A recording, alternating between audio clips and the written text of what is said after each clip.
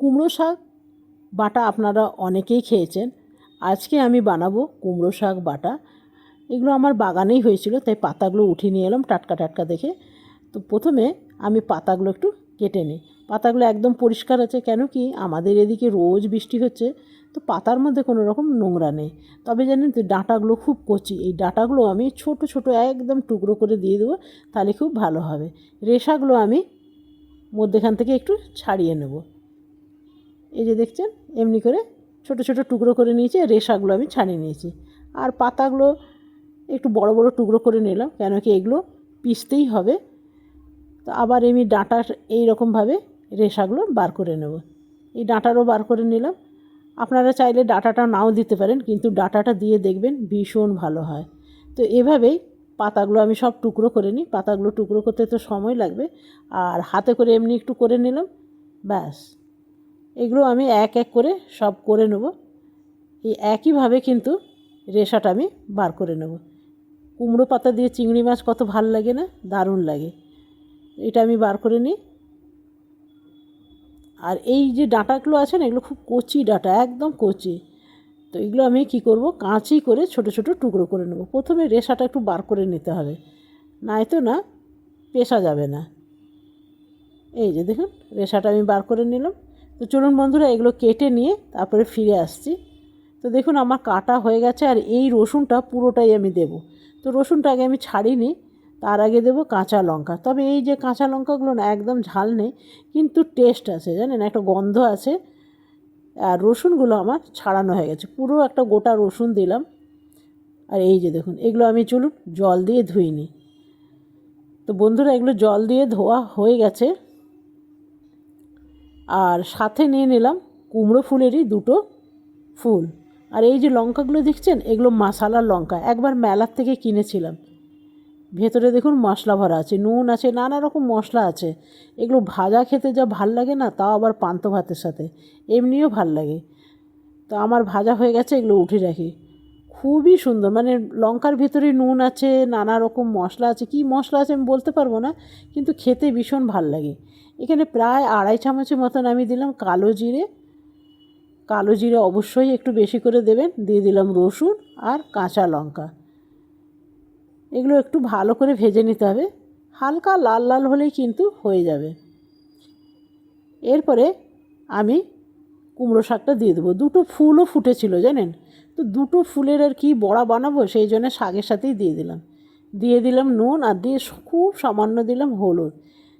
এটাতে আমি কোনো রকম জল দেব না, শাকের জলেই যতটুকু হয় আর কি, জল না দিয়ে চেষ্টা করবেন এটা করার, তাহলে ভীষণ ভালো হয়। আজকে একটা বানাবো নতুন ধরনের বড়া, সেটা হলো কারি পাতার বড়া। এখানে নিয়ে নিলাম চালের গুঁড়ো, আর এটা নিয়ে নেব সুজি। তবে সবটাই পরিমাণে আপনাদের মতন দিতে পারেন, আমি এটা আন্দাজেই দিচ্ছি। এটা দিলাম ময়দা, চাল দিলাম, চালের গুঁড়ো দিলাম, দিলাম সুজি, ময়দা, আর এটা দেব বেসন, দেব সামান্য নুন, আর দেব একটু ঝাল লঙ্কা, আর এটা সামান্য একটু হলুদ দিলাম। আর এইখানে অন্য কোনো কিছু দেব না। এটা ভালো করে মিলিয়ে নিলাম। এরপরে দেব যেটা, সেটা হলো জল। এই জল দিয়ে ভালো করে এটা মেখে আমি প্রায় 15 থেকে 20 মিনিট রেখে দেবো। আর সুজি আছে না, ফুলে উঠবে। এটা আমার মাখা হয়ে গেছে, এটা আমি ঢাকা দিয়ে রেখে দিই। ততক্ষণ একবার শাকটা আমি দেখে নিই। তো চলুন শাকটা একটু দেখে নিই। তো দেখলাম শাকটা বেশ অনেকটাই সেদ্ধ হয়ে এসছে, তবে আর একটু হবে মনে হচ্ছে, আপনাদের একটু দেখায়। এই যে দেখুন, কিন্তু জল না দিয়ে ঢাকা দিয়ে দিয়ে কিন্তু রান্না করতে হবে। লঙ্কাগুলো দেখে মনে হচ্ছে বেশ অনেকটাই সেদ্ধ হয়ে এসছে, তবে আমি একটু টেস্ট করে দেখলাম শাকটা হয়ে গেছে, আর একটু আমি ঢাকা দিয়ে রেখে দিই, তাহলে আর একটু হয়ে যাবে। আরও কিছুক্ষণ পর ঘুরে এলাম, দেখলাম শাকটা হয়ে গেছে, আর এটা আমি অফ করে দিয়েছি, ঠান্ডাও হয়ে গেছে।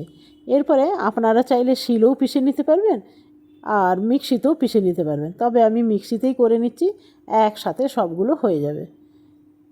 এটা জল দেবেন না, জল না দিয়ে করার চেষ্টা করবেন, তাহলে টেস্টটা ভীষণ ভালো আসবে। একটা লঙ্কা আমি রেখে দেবো, জানেন, ভাত দিয়ে খাবো, ভীষণ ভালো লাগে। এর মধ্যে নুন দেওয়াই আছে, সেই জন্য এক্সট্রা আমি নুন দিলাম না। আর দেখুন পেশা হয়ে গেছে, একদম শিলের মতনই পিষেছি, যেন দানা দানা থাকে। এই যে রসুনগুলো যখন খাবেন না, মুখে পড়বে, ভীষণ ভাল লাগবে। তো চলুন, এরপরে কড়াই বসিয়ে দিয়েছি, আর কড়াইয়ের মধ্যে দিয়ে দিলাম সামান্য তেল, খুব বেশি তেল দেব না। এরপরে শাকটা দিয়ে দেবো, সামান্য একটু ভেজে নেব। আপনারা চাইলে কিন্তু এখানে বড়ি দিতে পারেন, তবে আমি বড়ি দেব না, বিনা বড়িতেই আমার ভাল লাগবে। তো শাকটা ভাজা আমার হয়ে গেছে, এরপরে নামিয়ে নেব, কেন শাকটা এর আগেও একবার ভেজেছিলাম খুব সামান্য তেল দিয়ে। শাকটা কালারটা যা সুন্দর এসছে না, অসম্ভব সুন্দর এসছে, একবার আপনাকে দেখায়। আর উপরে দিয়ে দেবো একটা লঙ্কা, দেখুন কি সুন্দর লাগছে না, শাক দিয়েই ভাত খাওয়া হয়ে যাবে। চলুন একটু কারি পাতা নিয়ে আসি। তা আমি চলে এসেছি আমার বাগানে কারি পাতা নিতে। কত ছোট ছোট কারি পাতা, কারি গাছ হয়েছে দেখেছেন, আর একটা বিশাল কারি গাছ আছেই। আর এগুলো হলো নিচে ছোট ছোট বাচ্চা। তো ছোট ছোট গাছ পাতাগুলো নিয়ে নিলাম। আর আমাদের এখানে যা রোদ বৃষ্টি পড়ছে না, পাতাগুলো এমনিই পরিষ্কার আছে, তবু একটু জল দিয়ে ধুয়ে নিতে হবে।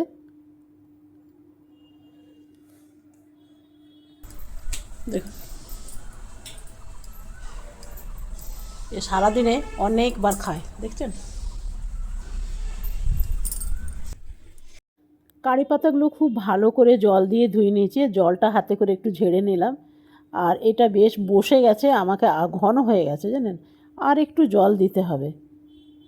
আর একটু আমি জল দিয়ে দেবো, ব্যাস, আর দেবো না, এই জলেই হয়ে যাবে। আপনারা কখনো এরকম কারি পাতা যদি আপনাদের বাড়িতে গাছ থাকে, তাহলে এরকম করতেও পারেন, না তো আজকাল কেনা তো ইজিলি পাওয়াই যায়। আর এইখানে আপনার পছন্দ মতন পাতা নেবেন, আমি এখানে 3টে করে নিলাম। আর এটা ভালো করে ডিপ করে নেব। আজকে খুব সাধারণভাবে আমি থালা সাজাবো। এখানে ভালো করে ডিপ করা হয়ে গেছে, এরপরে গরম তেলের মধ্যে দিয়ে দেবো। দেখবেন মাঝে মধ্যে যদি এইরকম করেও খাওয়া যায়, ভালো হয়। আজকে খুব ঘরোয়া স্টাইলের আমি বানালাম, সাধারণ, আর থালা কিন্তু একদম ভরে যাবে। ওটা ততক্ষণ ভাজা হোক। আর এইখানে আমি একটু শসা কেটে নিয়েছি, আর শসার উপরে দিয়ে দিলাম একটু মশলা। এই দেখুন, থালা সাজিয়ে নিয়েছি, সাথে দিয়ে দিলাম 2টো শসা। এখন গরমের দিনে একটু স্যালাড থাকলে ভালোই লাগে। গরম গরম কারি পাতা, আর অনেকটা তেল রয়ে গেছে জানেন, সেই তেলে ভাবছি পাঁপড় ভেজে নিন। না না, তো এই তেলটা ফেলে দিতে হবে। আমি বেশিরভাগ পোড়া তেল খুব একটা রাখি না, ফেলেই দিই। তো সেই জন্য ভাবলাম যতটুকু তেল আছে আমি ভেজে নেব। পাঁপড় ভেজে নিলে তেলটাও ইউজ হয়ে যাবে, আর পাঁপড় ভাজাও খাওয়া হয়ে গেল। না তো আমি এমনি বেশি পাঁপড় সেকাই খাই। চলুন, এইটাও হয়ে গেছে। আর আজকের থালা দেখুন, মন্দ লাগছে না বলুন। আপনারা যদি ডিম ভাজা খেতে পছন্দ করেন, সাইডে একটা ডিম নিয়ে নেবেন। তবে আজকে এই রকমই আমি বানালাম। কেমন লাগলো বন্ধুরা অবশ্যই জানাবেন। একটা ভাজা লঙ্কা সাথে নিয়ে নিয়েছি। ভালো লাগলে আপনারাও এটা এক এক দিন এমনি বানিয়ে খেতে পারেন, বা কোনো গেস্টকেও দিতে পারেন, সেটাও কিন্তু ভীষণ ভালো হবে। কেমন লাগলো অবশ্যই জানাবেন। আর যদি ভালো লাগে একটা লাইক করতে একদম ভুলবেন না। কালকে আসবো আবার নতুন রান্না নিয়ে।